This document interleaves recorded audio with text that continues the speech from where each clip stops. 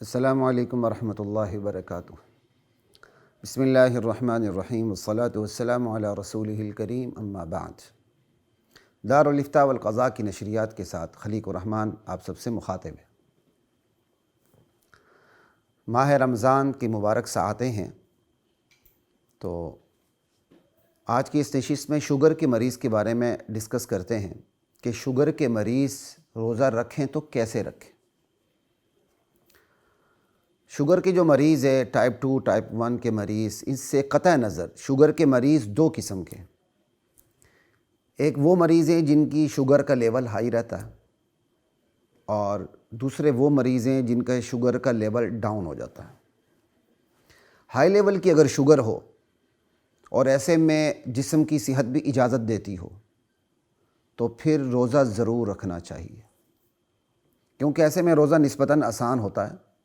بوقت ضرورت اگر پھر بھی روزہ شوگر ہائی ہے، انسولین لگائی جا سکتی ہے اور انسولین سے روزہ نہیں ٹوٹتا، بلکہ بعض مریضوں کے لیے روزہ ہی کافی ہو جاتا ہے، روزے کی وجہ سے انسولین لگانے کی ضرورت ہی نہیں پڑتی۔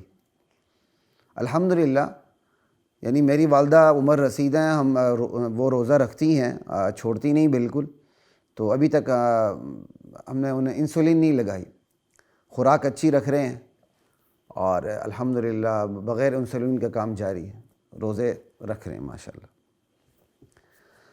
اور اگر شوگر کا لیول خطرناک حد تک ڈاؤن ہو جائے تو ایسے میں اگر ڈرپ سے، انجیکشن وغیرہ سے مناسب انتظام ہو سکے اور شوگر کا لیول نارمل ہو سکے تو ضرور روزہ رکھنا چاہیے۔ بصورت دیگر شوگر کا لیول اگر خطرناک حد تک کم ہوتا ہو اور انتظام بھی نہ ہوتا ہو اس کو مینٹین اور نارمل لیول پہ لانے کا، تو پھر اپنے معالج کے مشورے سے روزہ نہیں رکھنا چاہیے۔ بہرحال معالج کا مشورہ، معالج اور علماء ساتھ ساتھ چلتے ہیں اس حوالے سے۔ تو پھر چونکہ شوگر سے ہر وقت شوگر اتنی زیادہ ڈاؤن ہوتی ہے کہ ہر وقت یعنی خوراک کی ضرورت پیش آتی ہے، ایسے مریض ہیں بہت سے، اور کسی طرح بھی ان کے لیے روزہ رکھنا ممکن نہیں ہوتا، تو پھر وہ روزہ نہیں رکھیں گے۔ ان تمام معاملات میں روزہ دار کو دیندار ڈاکٹر، دیندار حکیم، دیندار طبیب کے ساتھ رابطے میں رہنا چاہیے۔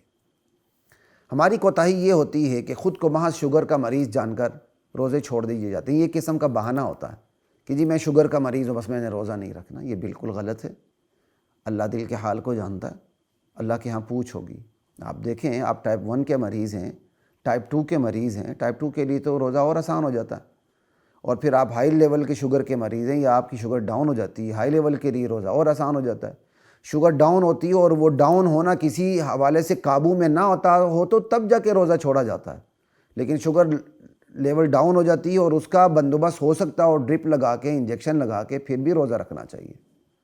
تو اس لیے شوگر کے مریض ان مسائل کو جان کر شریعت پر عمل کریں۔ اجازت دیجیے، السلام علیکم ورحمۃ اللہ وبرکاتہ۔